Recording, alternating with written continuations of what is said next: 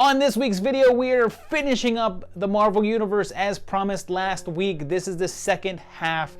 We're going into phase 3 of the MCU, where we kind of round out this universe to where we are right now. This timeline's pretty confusing so far, but you ain't seen nothing yet. So phase 3 kicks off in a big way in 2016 with Captain America Civil War, which starts in 1991, a year that should sound familiar if you've been following the timeline, and the Winter Soldier is here and he completes an assassination. We then jump to present day again, and Wanda is here, as is Cap, Natasha, and Sam, and there's newspapers from 2016 and apparently around March, although these papers may be old.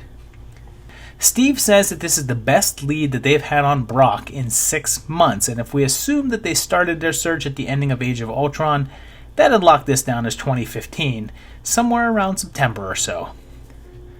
Rumlow is now all crossboned out, and when he kills himself, Wanda tries to help, but innocents die. We see young Tony, Howard, and Maria Stark back in 91, the day that they died, but then go back to the present and Dean. 1 month has passed since the earlier incident, so we're further into 2016 now, and we see the King of Wakanda and the Secretary of State, freaking Thunderbolt Ross. He says that they've had no supervision for the past 4 years, so I'm assuming he means since they formed, but he could also mean since S.H.I.E.L.D. folded in 2013. That could mean it's either 2016 or 17. Trouble arrives as we meet Zemo, and more trouble arrives as Vision freaking says that it's been 8 years since Stark announced that he was Iron Man, which puts either that film in 2008 or this one in 2019. I mean, you could go back to my original premise that Iron Man took place in 2009, with Part 2 taking place in 2010, and Avengers taking place in 2011, and I guess that would be the 8 years. Iron Man 3, I guess, can still be 2012, and there's more of a gap between Avengers and it. Marvel has the official dates on their timeline as 16, and that doesn't really work any way you slice it, unless Vision is wrong? I guess it's weird to say that a computer can be wrong, but I mean, he's been through a lot. Let's give the guy a break. Moving that date back makes everything that comes after it not make sense, though, so that doesn't really work either. I suppose maybe if you ignore on-screen dates and set Iron Man in early 2008, Iron Man 2 6 months later in late 2008, with Thor and Hulk also 2008, and then move Avengers to 2009, and then set this in 2016, it could work? Iron Man 3 still takes place in 2012, though, and his PTSD is stuck with him a while. I guess that leaves Thor 2 up in the air since Darcy sets 2 years, so that would be 2010 then, but the calendar on the wall says 2013. Everything after that, I guess, can stay the same. Man, screw you, Vision. Tony says that Charles here was killed in Sokovia over the summer, so that means Age of Ultron was set over the summer. So summer 15. And Sam says that Winter Soldier events were a few years ago, which tracks with that being 2013. Peggy has died, and remember that agent from Winter Soldier? Hey, that was Peggy's niece. She gives the famous "You Move" speech from the comics, and can I say how much I hate this speech? If the whole world is telling you to move, maybe you're just being stubborn and need to reevaluate your position. We meet T'Challa, T'Chaka's son, fantastic actor and hero, and sadly missed Chadwick Boseman. And an explosion kills the king, and Bucky is blamed. When Steve finds him, T'Challa shows up in full Black Panther gear, and then Tim Canterbury rolls in, and Tony says a few years ago he trashed his suits, and Sam says that they looked for Barnes for 2 years and found nothing, which doesn't totally line up with the 2013 date for Winter Soldier, although Marvel's timeline has that set in 14 and this is 16, so nothing there makes sense with the 8-year thing from earlier, so, but it could just be that their search ended a bit ago, so that 2 years isn't from then to right now? I don't know. We see the scene from the ending of Ant-Man, so that scene takes place at the same time as this one, but just that scene. The rest of the film was earlier and still in 2015. And then the whole world explodes because we meet Peter freaking Parker and his smoking hot Aunt May. I should not be feeling this way about Aunt May. Pete's Spider-Man, and he says that he got his powers 6 months ago, and some people may say that that sets the date for Ant-Man, but we don't really know if they were actually discussing Iron Man or just another enhanced person, or just making stuff up even. Clint appears. Nat says it took the world 70 years to find Bucky, which would technically be 2015, but she's not being exact. And Steve kisses Sharon, which, if you've already seen how Cap ends up, is kind of weird. Especially if Sharon knows about Peggy's husband, which I imagine would have been hard to hide. And she's a spy, so I mean, she has to know, right? They rope in Scott for Cap's side, and Spidey shows up on Tony's side, and there's a big airport brawl. And I mean, you're gonna get hop-ons. They do that one shot with Ant-Man, who also becomes Giant Man. War Machine gets taken down, and it's revealed that Zemo is from Sokovia, and Cap, Bucky, and Tony form a truce to take him down. Zemo says that he's thought about revenge for over a year, so if Ultron was the summer of 15, then this has to be later in the year 16. If we take that statement of best lead on Rumlow in 6 months to not be from the end of Ultron and just a reference to an earlier time in their investigation that they had a good lead, and assume that newspaper in the beginning wasn't exactly current, we can place Age of Ulti in early summer 15, and this is late summer 16. Turns out the Winter Soldier killed Tony's parents, so there's a big face-off between the group that Zemo never even gets involved in.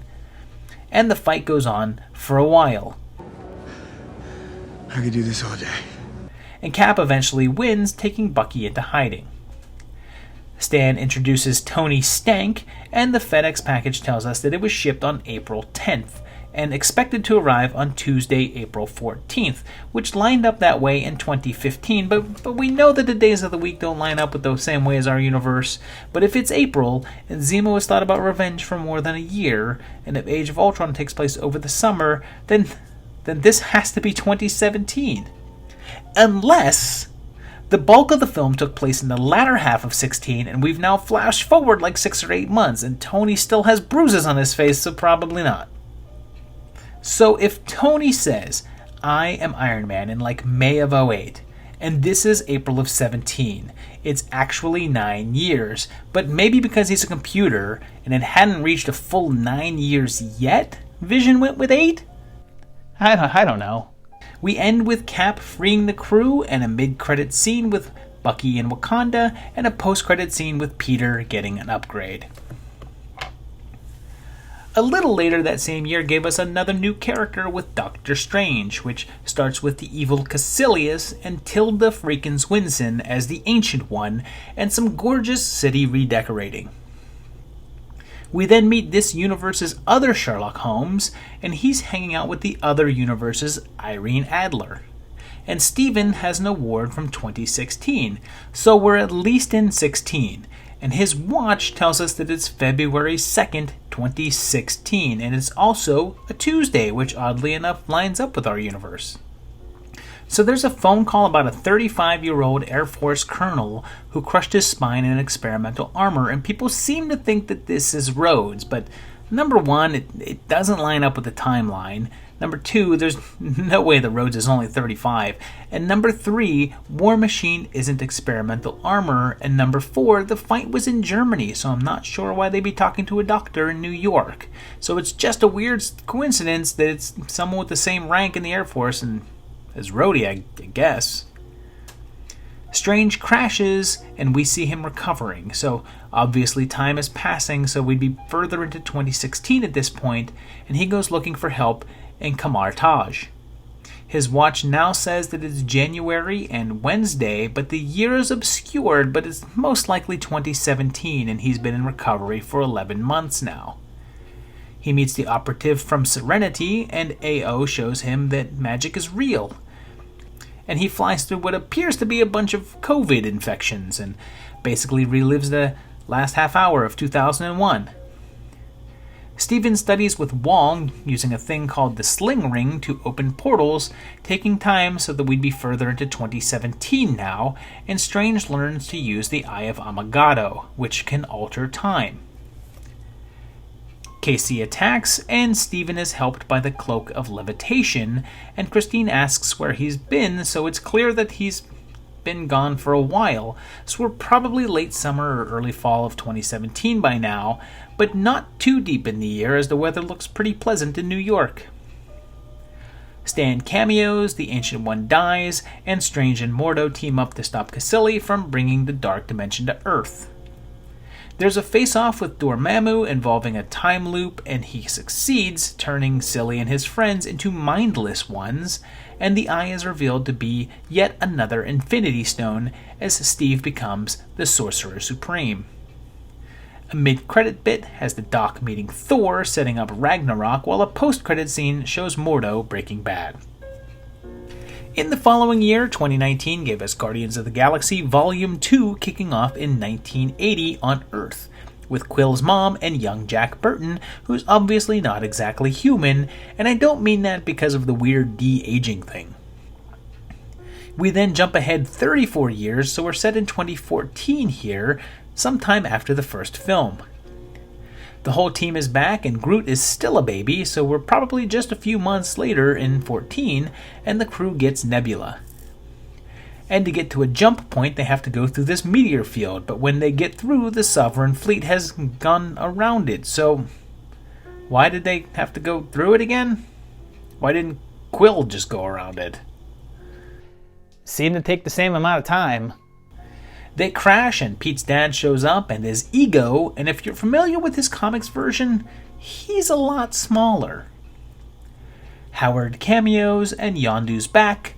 Then Stallone shows up as Starhawk, with who I'm assuming is Martin X, and Ego's companion is named Mantis, who can feel and help control emotion. They all split up, with Rocket and Groot captured by the Ravagers, and Quill, Gamora, and Drax with Ego. Ego is a Celestial. The boys escape, Gamora and Nebula reach a truce. Stan cameos with a bunch of Watchers and confirms the theory that he's the same character in all of his cameos, but he mentions that he was a Federal Express man, which is a reference to Civil War, which won't take place for several years from this point, but that's not a continuity issue, it's just saying that his character isn't bound by space and time. Of course, Ego is straight up evil and killed Quill's mom, so everyone unites to take him down. There's a huge face-off with Ego, who isn't like a bad version of anyone really, and after a lot of insanity, they detonate a bomb in the planet's brain, killing him, but Yondu sacrifices his own life to save Peter. There's a space funeral with random Ving Rhames as Charlie 27 and Michelle Yeoh as the other Starhawk, and the credits feature Kraglin learning to whistle, the voice of Miley Cyrus, and the introduction of a mysterious cocoon that I'm sure won't contain any warlocks or anything. Teen Groot, a Goldblum cameo, Hasselhoff, and a little more Stan. Things may get difficult a little later that same year with Spider-Man Homecoming, which starts off right after the Avengers Battle of New York with Bat-Birdman. So I guess we're saying 2009 then? I don't know. It then jumps ahead 8 years later, and Adrian has used all that alien tech to become the Vulture. And then we see video of Peter from the time of Civil War, so that actually works with that film being set in 2017, even though it's probably the most argued thing in the MCU. But if we work with the whole Iron Man in 2008 thing, it works. We then jump to 2 months later, so if Civil War was April, then we'd be set in June now, although Peter's in school, which is weird for June. And then they're talking about Homecoming, which is usually earlier in the school year. We meet the school crew with Flash Thompson, Liz Allen, and Pete's best friend, Ned, although he looks more like Genki from the books, and Michelle. Then there's a poster for an academic decathlon that's taking place in October. So it's clear that this is supposed to be the start of the school year, like September or October. I suppose that could mean September, October 2017, but that's more than 2 months past April. So either that label was wrong and Civil War took place in July or August, and when Zemo said more than a year, he really meant like 2 years, or this is 2016 and that big old title card was wrong, and I'm thinking that a FedEx label is more likely to be incorrect, as we have to assume that it's 2017 and Civil War is also 2017, and Vision's rounding down. Even if it's only a few weeks shy of being 9 years, he's still saying 8 years because it's literally the only thing he can think of that works without blowing this whole thing up. Stan cameos, Ned discovers Pete's secret, Cap shows up in a video, as does Hannibal Buress, and the Vulture employs the Tinkerer, Bokeem upgrades Shocker, and Troy Barnes pops in because this is America. Stark shows up in Mark 47, Adrian kills the Shocker, and Peter has this poster for the decathlon, and the date is now September 14th instead of October? Although maybe this poster is from last year's event? Toombs repeats the 8 years thing, so if that title card was a mistake, then so is his comment. We then see the profile for Aaron Davis, which includes his birthday, which is April 15th. That's my birthday! And he was born in 1984. Karen says he's 33, which confirms this as 2017. Aaron mentions his nephew. Wink. This pickup truck has tags that expire in 6/16, which makes no sense because if they were up to date, then this is the beginning of the school year, then it'd be 2015. And this guy's a criminal, so expired tags are explainable. Tony confirms that Peter is 15 years old and takes his suit away, but here comes the twist. Liz's dad is the Vulture, and he figures out Pete's secret, so Discount Costume Spidey defeats the Shocker Dose, and Flash's dad's car shows it as a 2017 model, so yeah, it's 17. This movie clearly thinks it's 2017, even though Marvel's official timeline places it as 16, and there's a final face-off with the Vulture, who's definitely not a bad version of Spider-Man, because one thing you could say about Spidey's villains is that they're actually pretty unique. Pete wins. Michelle's nickname is MJ, of course. Tony gives Spidey a new suit, and Pepper pops in, and Happy says he's been carrying an engagement ring since 2008, and there's no reason he'd have that before Tony and Pep got together. So this confirms the first Iron Man is 2008, apparently. May discovers his secret. A mid-credit scene gives us some Scorpion setup, and post-credit is some Cap comedy. Later that year, marking the first time that 3 MCU entries were released in 1 year, we get Thor Ragnarok, rounding out trilogies for the original Big 3. Sorry, Hulk. The Thunder God talks about fighting robots and searching for Infinity Stones, so we're set after Civil War, and the Kurgan is the voice of Surtur here. And Judge Dredd shows up as the Executioner. There's a cameo by Matt Damon as Thor's brother Loki, and Thor actor's real-life brother as himself, and holy crap, Alan Grant as actor Odin. Alan! Loki is still posing as Odin, and he and Thor go to Earth and meet Doc Strange, and we get the scene from that movie's post-credits scene, so we're at least past that, so we're set in late 2017 at the earliest. They find the real Odin, and he tells them that they have an older sister, Hela, who is coming to destroy Asgard. Odin dies, Hela arrives, and she destroys Mjolnir, quickly kills 2 of the Warriors 3, while Thor ends up on Sakaar. He meets the Valkyrie, while Hela gets the hat trick, and here's the Grandmaster, who has a similar styling to the Collector for a reason. His right hand is named Topaz, who is actually the voice of Moana's grandmother, and don't you dare make fun of my love for Moana. Loki's here too, as is Rocky Korg and Meek, and Hela is after the Eternal Flame. Lights out, baby! And awakens Fenris, a giant wolf.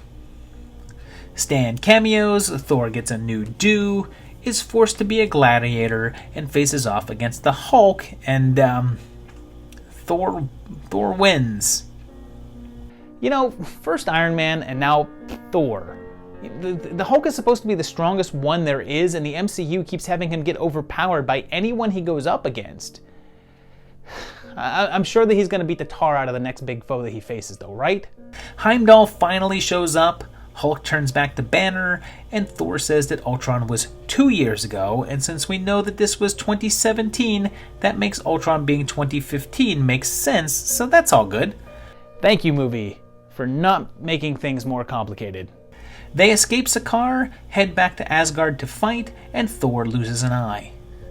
Hulk has to fight Fenris while Thor realizes he doesn't need Mjolnir, and there's a glorious battle, with everyone doing their part, even though Hulk doesn't really beat Fenris, the damn waterfall does, and Scourge sacrifices himself.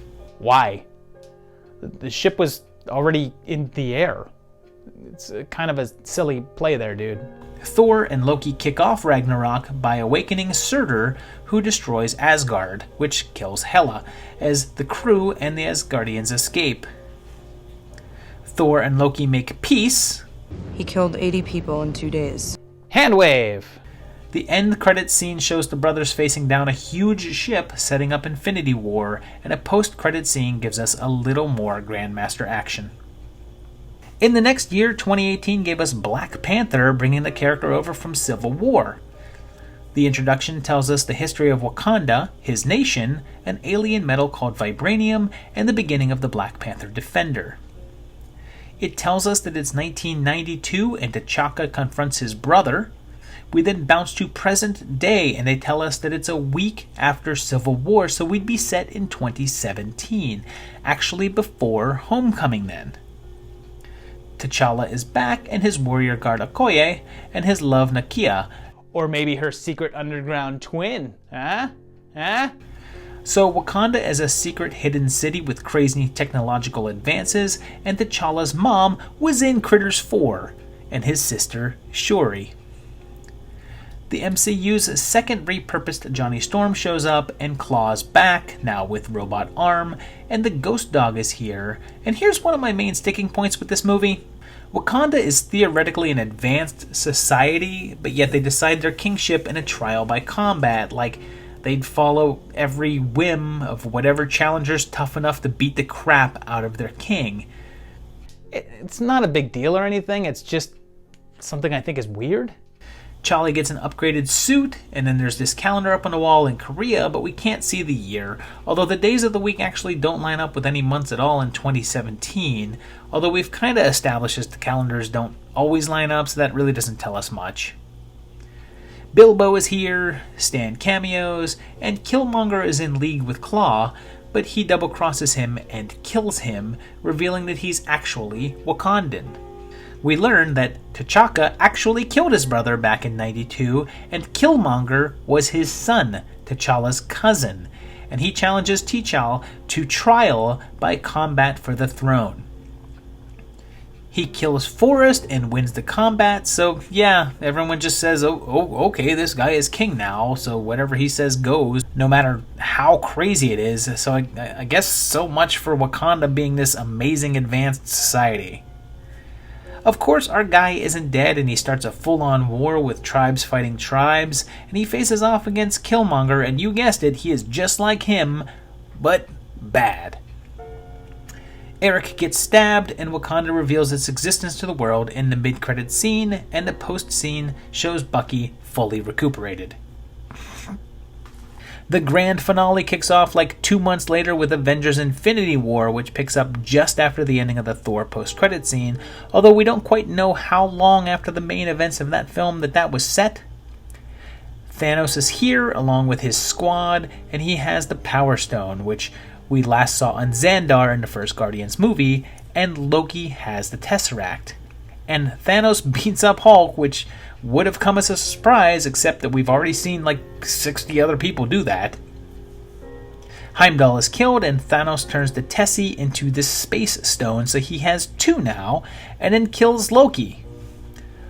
Again, that trick never works. Tony and Pepper are back and married. Strange and Wong are back. Spidey's here. Stan cameos. Tony unveils his Mark 48 nanotech armor and the Iron Spire suit.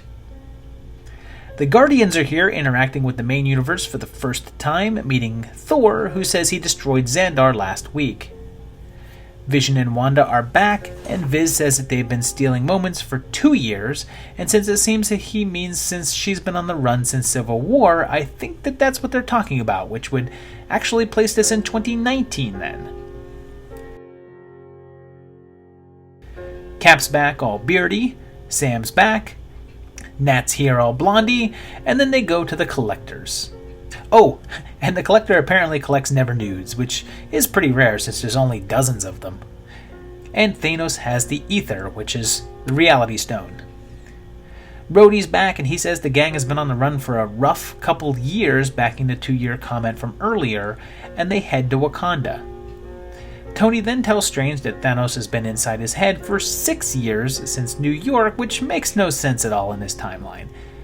Based on the timeline that we've formed, that would have been like 2009, and if this is 2019, that would be 10 years ago. 6 years from this would have only been 2013, around the time of the Winter Soldier, post Iron Man 3.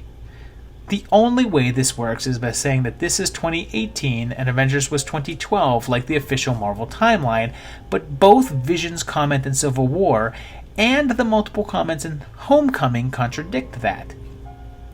There's no way to reconcile this statement here, so I'm just assuming that Tony is speaking in haste and is wrong. I'd much rather assume Tony is wrong than a guy whose brain is a literal computer. I'm pretty sure that this is Marvel kinda trying to say that the movies just take place in whatever year they came out in, but their own movies directly contradict that, so it's a misguided effort. Nebula is here too, as is Bolivar Trask, and for the first time since the first Cap film, the Red Skull is back. The Purple One has to kill Gamora in order to get the Soul Stone, then attacks Wakanda to get the Mind One from Vision. Thor makes a new toy and arrives just in time, but Thanos manages to get the Time Stone. We're in the Endgame now. No, there's actually 2 more movies to go before we are, Doc. He then rips the Mind Stone right out of Vision's head, killing him and completing his set. Thor almost kills him, but he snaps, wiping out half of all life in the universe, including Bucky, T'Challa, Groot, Wanda, Sam, Mantis, Drax, Quill, Strange, and Peter. I mean, so you know it's not going to be permanent. There's still money to be made there. There's no mid-scene, but the post-scene shows Hill and Fury both fading, but Nick manages to make a call. Sidebar to say that Marvel has kind of taken on this whole each movie takes place the year it came out, but their own timeline contradicts that on numerous occasions. But take their view of things. Infinity War happens.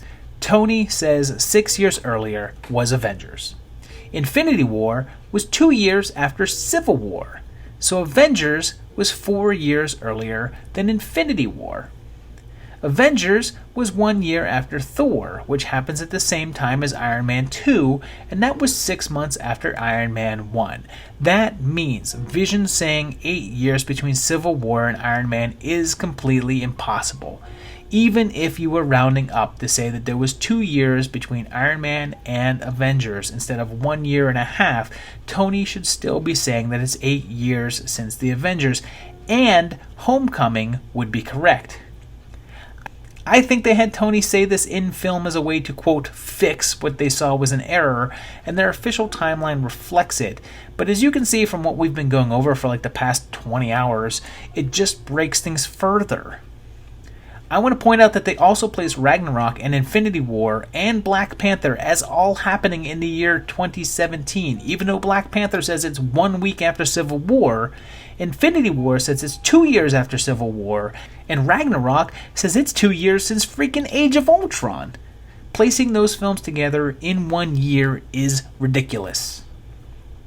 So later on in the same year, the littlest hero makes a return with Ant-Man and the Wasp, which introduces young Hope and young Hank and Janet Van Dyne, who's also Catwoman. right before she went into the quantum realm, so this is 1987. And then goes back to the present day with Scott and Cassie and Luis, and Scott's under house arrest, still from being involved with Cap. He has 3 days left from a 2-year sentence, so we're 2 years after Civil War, so probably right before Infinity War, and also in 2019 then. Maggie and Paxton are back, and Hank and Hope are building the quantum tunnel to try to save Janet. They meet up with the Goggins to get the part that they need, and we get our first look at the Wasp suit in action. And that introduces our villain, Ghost. They seek out the help of that one orderly from Nightmare on Elm Street 3, and he's in league with Ghost, whose molecular being is out of alignment and became a S.H.I.E.L.D. assassin. And then Janet, speaking through Scott, says that she's been in the quantum realm for 30 years, which technically would be 2017, but she's not being exact most likely, and Hank has to don a suit to go quantum to save her, while there's a big chase in which stand cameos and some Giant Man action. Hank and Janet are reunited and brought back to Earth, where they fix Ghost, and this car has a registration sticker that expires in the March of 2018, judging by the color, so that guy needs a ticket or something. Lang gets out of house arrest, and the mid-cred shows us the crew doing another quantum experiment, in which Scott gets stuck down there while Hope, Hank, and Janet are all dusted, lining this scene up with Infinity War, and a post-cred scene shows the aftermath. We had to wait a while for more, and in the following year, 2019, we get our next chapter with Captain Marvel, the universe's first female solo hero. In space, we meet Envy Adams and her mentor, Sky Captain, and her boss, the Supreme Intelligence. The Kree are at war with the Skrulls, shape-changing aliens, and one of her teammates is Korath, last seen in the first Guardians film, where he died, so we're obviously in the past, and flashbacks introduce us to Maria Rambeau. She has no memory and escapes the Skrulls, ending up on Earth, and based on the blockbuster, it's not present day. There's a poster and a payphone that show 1995 on them, so that's likely our year, and young Coulson is here, as well as pre-S.H.I.E.L.D. director Nick Fury. Stan cameos reading his Mallrats script, which came out in 95, so I guess they're saying that film had a really short post-production window, but it's a cameo, so let's not judge it too much. And it's Stan Lee, so I don't really judge anything that he's involved with too harshly, unless it's Ravage 2099, am I right? Veers and Nick team up to find Project Pegasus, and look, Fury and Cap share a birthday. They're looking for a woman named Lawson who crashed 6 years ago in 1989, confirming that this is 1995, and Ronan pops in for a second, and it turns out that Veers is actually Carol, and there's a calendar on the wall saying it's June 1995, and Lawson was actually Mar-Vell, and her creation gave Carol her powers, and oh my god, what a surprise! I never would have seen this coming, but Yon-Rogg is actually the villain of the movie. Skrulls are actually good guys. Maria has a daughter named Monica, setting up the possibility of a next wave movie in the future, right? Carol upgrades her color palette, heads into space with Goose the cat, and we discover that Carol's powers are derived from the Tesseract, and she unlocks her full power. Goose is actually a Flurkin who eats the Cosmic Cube Infinity Stone, and she has a final face-off with Yon-Rogg, who's pretty much just like her, but bad and a dude, and oh yeah, the captain can fly. She wins, Fury gets his eye messed up, and then gives her the pager, then goes into deep space to help the Skrulls, explaining where she's been all this time. Our mid-scene brings us current right after Infinity War as Carol comes home and a post with Goose and the Tesseract. We're getting really close here, and in 2019 we reach the sort of big finish with Avengers Endgame, and as long as it doesn't throw any big monkey wrenches into the works, I think we may be okay. I just cursed myself, didn't I? It kicks off with Clint's entire family getting dusted. I mean, what are the odds of that? Tony and Neb are saved by Captain Marvel, and Cap, Nat, Pepper, Rhodey, Thor, and Rocket are all back, and we learned that it's 23 days after the snap, so we'd still be in 2019. and they find Thanos, but he destroyed the stones, so they kill him. Oh, okay. I guess that movie's on then. That was pretty easy. Guess. Oh, there's more. We then jump 5 years, so I guess it's 2024, and Scott is accidentally released from the quantum realm with some good luck for a Chang. Cassie's growed up, and turns out that Scott was only down there for 5 hours, so time works differently when you're Quanti. Tony and Pep have a daughter, while Bruce has come to terms with the Hulk and merged into Professor Hulk. Tony figures out time travel in like an hour, and hey, his target date is April 2019. I'm sure that's just a joke about the release date of the film itself, but I like to think he's calculating going back before Thanos. I'm not sure why he would program a date after everyone had vanished, even in a simulation. And I'm going to aside right here about how easy he does this, because people seem mad about this, but isn't that the point of the scene? Tony's convinced it won't work, that it's impossible, it'll take forever, and then it just happens.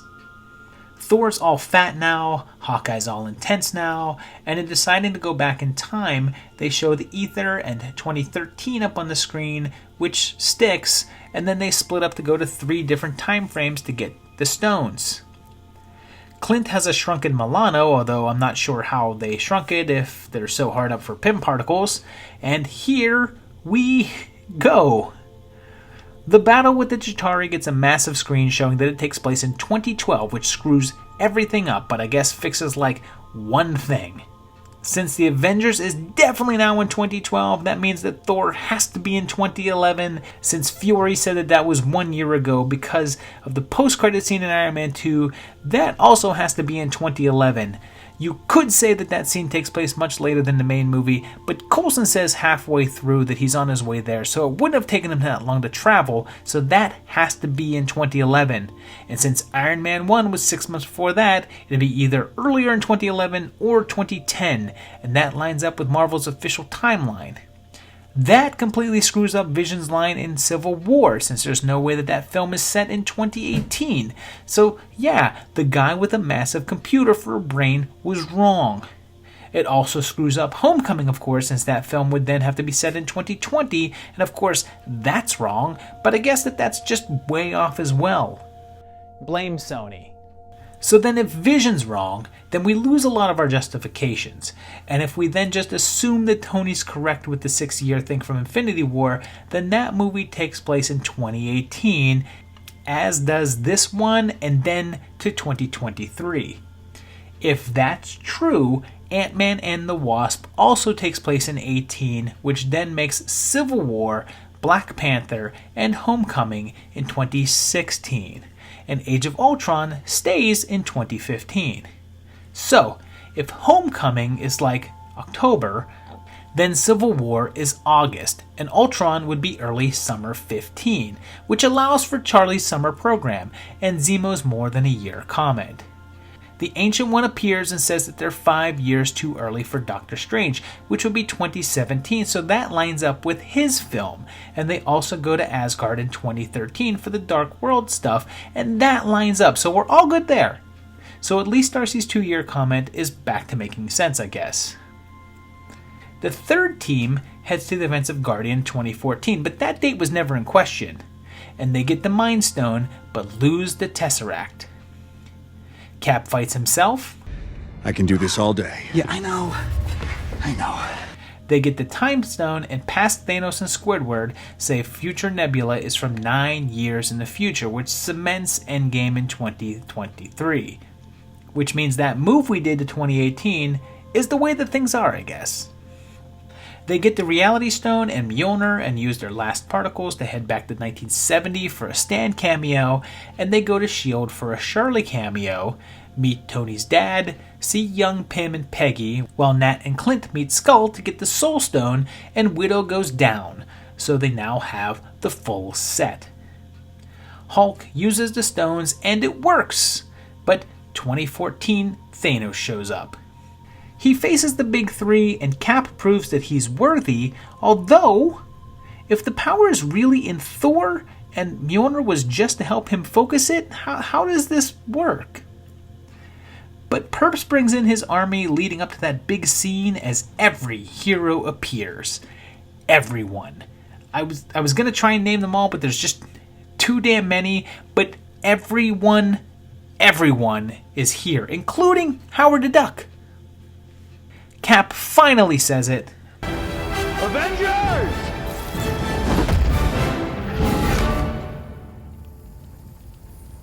Assemble. And the battle's on, and everyone gets a big moment, especially Wanda and Carol.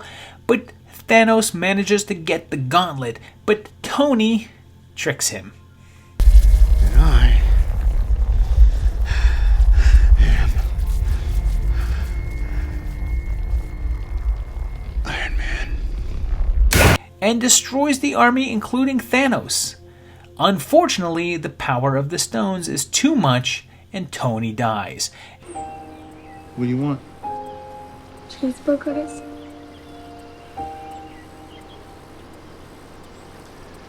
You know, your dad liked cheeseburgers. And Cap goes to return the stones to their times, I guess reuniting with the Red Skull along the way, but he doesn't return as he stayed in the past to finally get that dance.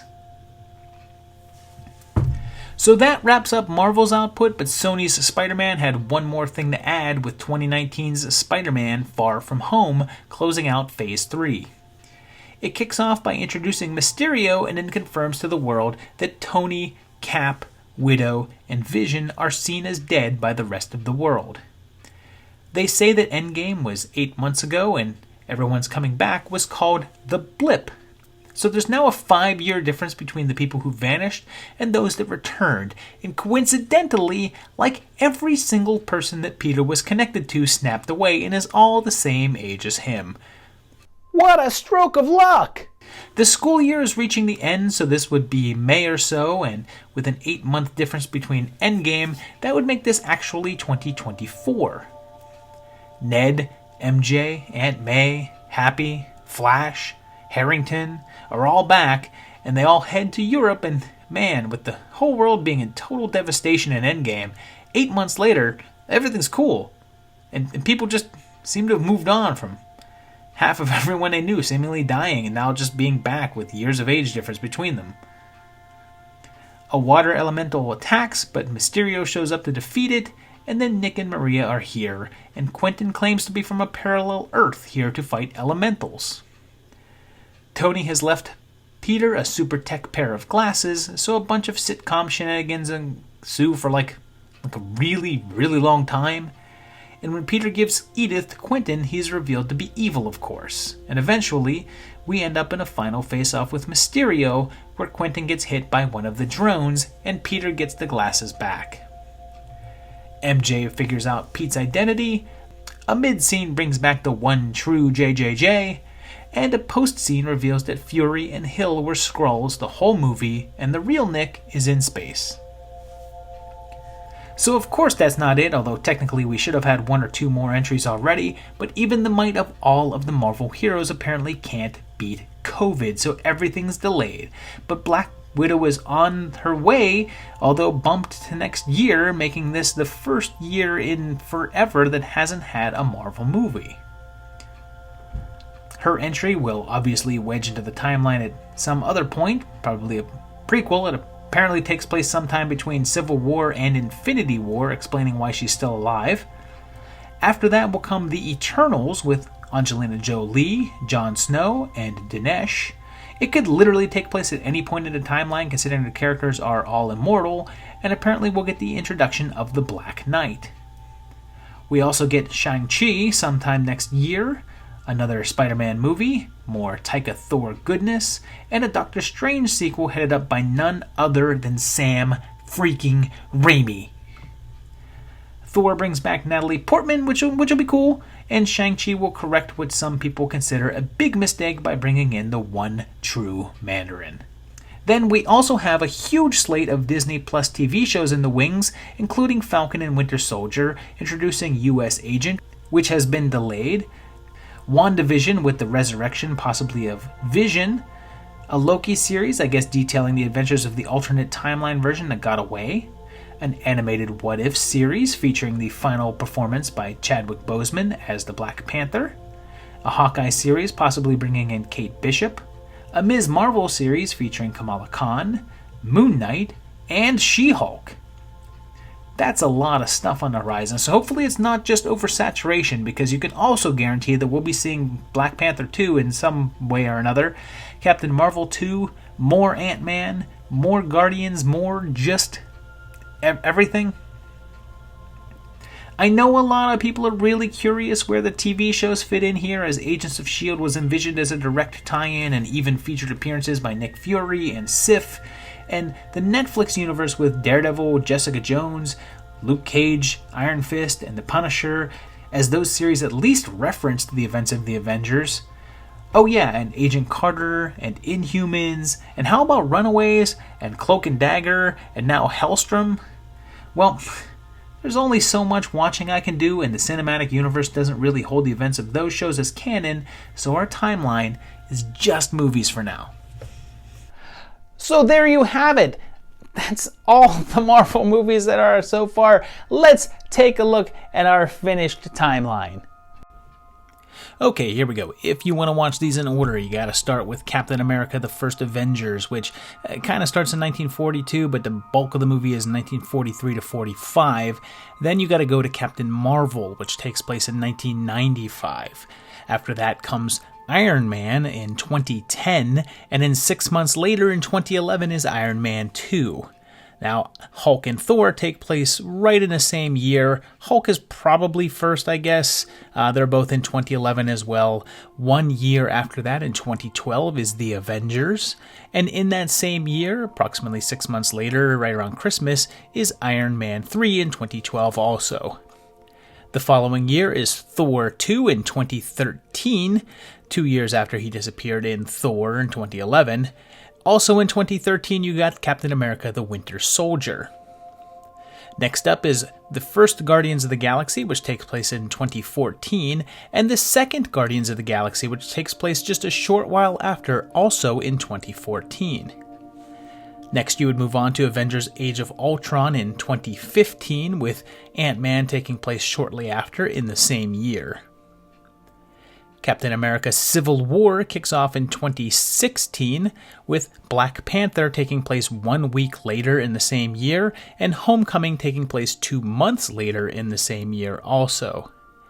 Doctor Strange also starts off in 2016, but the bulk of the film takes place in 2017. Next up comes Ragnarok in 2017 as well, 2 years after Age of Ultron, as he states in the film.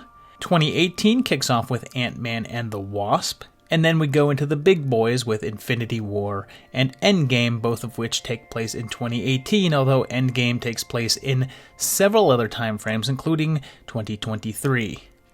Far From Home takes place, finally, 8 months later after Endgame in 2024.